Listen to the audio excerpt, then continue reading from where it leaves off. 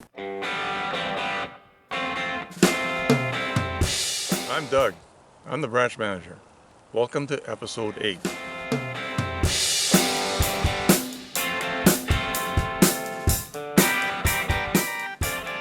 We're at the Noose Bay, which is located about halfway between Parksville and Nanaimo. We are in a woodlot. A woodlot is issued, it's a crown land issued to a licensee for usually a long term. Many activities start in here, and it's just like going into a timber sale. There's some harvesting going on.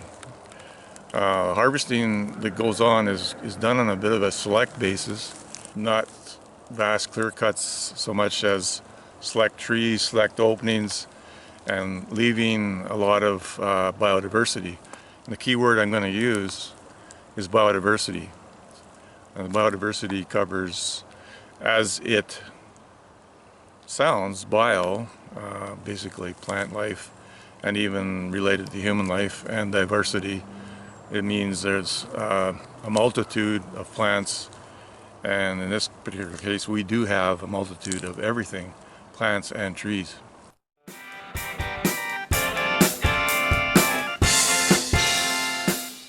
Here an example in the woodlot itself is there's a couple of stumps just in behind me. These stumps are probably, I'm guessing, 15 years old.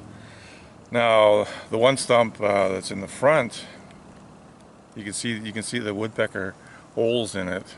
Wood is at a certain point where it's rotting, and it's perfect for the woodpecker to come in and get the bugs and whatever else they find in the wood itself.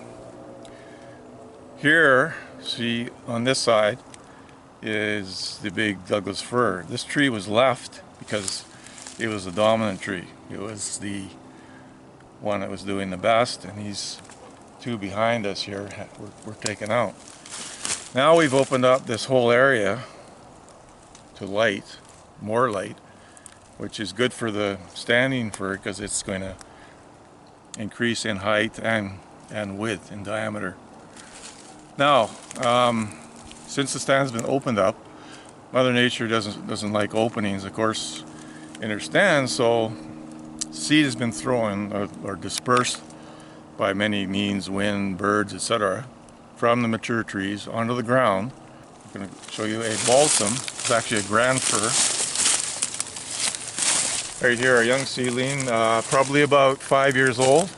Now that's a grand fir, what we call in silviculture a true fir. Now, won't get into the definition between that and Douglas fir. So just a foot or two away, we have Douglas fir seedlings, but we have 4 or 5 of them. So Mother Nature is overpopulating the ground, and these trees are going to grow. Now they're not all going to survive because there's competition going on. Trees like to have a certain amount of space as they grow, and there's also ground competition, the flora, which you see below us. We have salal, we have ferns, we have different kinds of berries over here. It's all going to compete with these trees. The light, by opening up on the light, we have to get regeneration, so we have to keep as many trees growing as possible. And Mother Nature is taking care of this here because we don't have to come in and plant it. Obviously, she's overpopulating this area, more so than really needs to be. These trees are going to grow, and some will outcompete the others, and the fir, of course, will need the light, and the balsam not so much. And they'll grow up, and at one point possibly what we call spacing will take place, thinning the trees out so it gives them more light at a younger age. And other possibilities are pruning, of course, pruning the lower branches so that keep the trees away from disease and so on and so forth. And at one point, 40, 50 years down the road, there's a possibility of thinning the big trees because they could be an age where you could actually harvest them.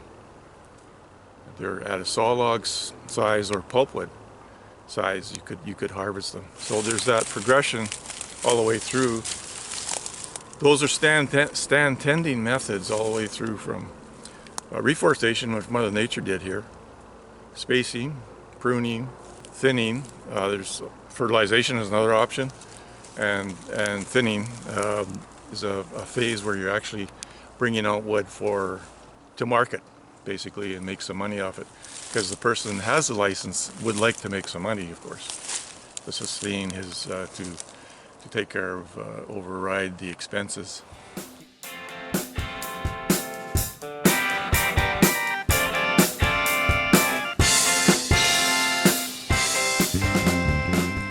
And so here we are in a spot where the licensee has actually harvested some trees under a block. Now, when they submit their plan to the Ministry of Forests, they have to designate areas that are going to be harvested and how much wood is going to be taken out of there. So the block sign here is stacked on a big leaf maple, and I will give you the name of that tree. The botanical name for big leaf maple is Acer macrophyllum. So that is a deciduous tree which will lose its leaves in the fall. And the reason they call it big leaf maple is because the leaves. There is a smaller maple that's not in here right now, vine maple. This maple here would be approximately, I would say it's probably 40 years old, 35 years old, 40 years old. The Douglas fir beside it, the little tree, is about 30 years old. Of course, it's growing slower, but remember, Douglas fir needs light. So because it's been opened up around here and trees have been removed, we can't see any more stumps at this point because the flora has taken over and covered up a lot of the stumps. So we're not going to be able to see them. But if we look over this direction, we will see that there's open spaces in there. The trees have been removed and created a light all around. And of course, as I said earlier, lots of natural regen has come in. There's no need to plant because Mother Nature is taking care of that.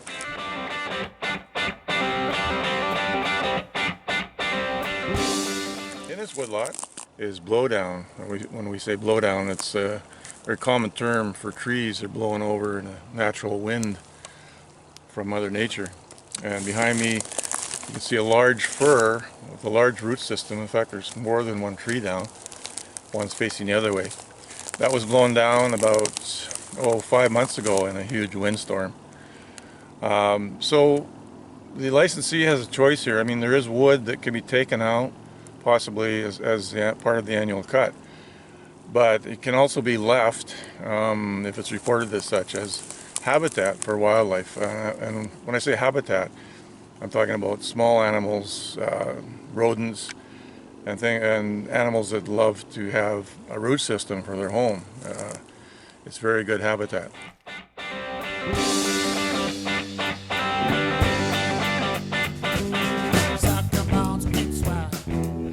So here I am, got my hand on a fairly good-sized Douglas fir, running probably 90 years old. Been here for a while. Loves this lots of light because it's been harvested around it. This tree is going to grow much quicker now. Here we have a pile of debris. Now this debris is wood that's not harvestable. It's not marketable. And so the wood nowadays is actually piled in piles like this. It's not burnt anymore in most cases.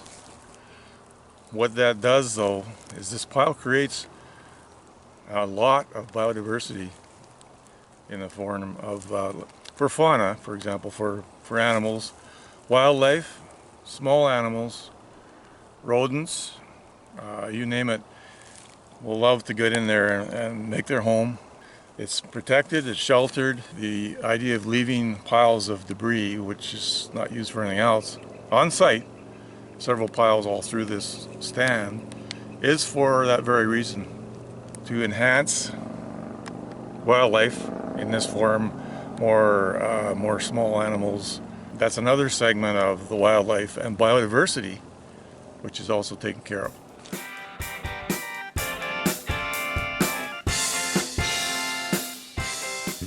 People come into a woodlot, and woodlots are little known for recreational use.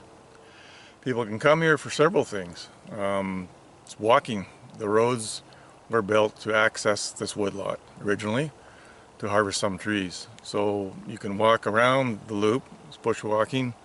Berries, I've seen and noticed and even tasted 4 types of edible berries in here in the last week or so when I was looking over the area. Wildflower gazing at certain times of the year, through the summer, early, late spring. And bird watching is another one. It's all part of it. Now the biodiversity, we would like to keep it this way as far as biodiversity goes. Woodlot has it all. This is the branch manager signing off today from the Woodlot. Thank you for watching. Cette histoire fut bizarre. Chez Fred Disbar, Clermont-Ferrand. qui gagne les noix dans l'eau de bière. Et la sueur, une bacchanale. Vrai bordel. Say hello, Dr. Jekyll, la la la la. La la la la. La la la la. La la la la. Okay folks, thanks for watching. This is the branch manager signing off. Let's try it again. Your voice kind of cracked. Enjoy. Thanks for what? I always get this. Thanks for what?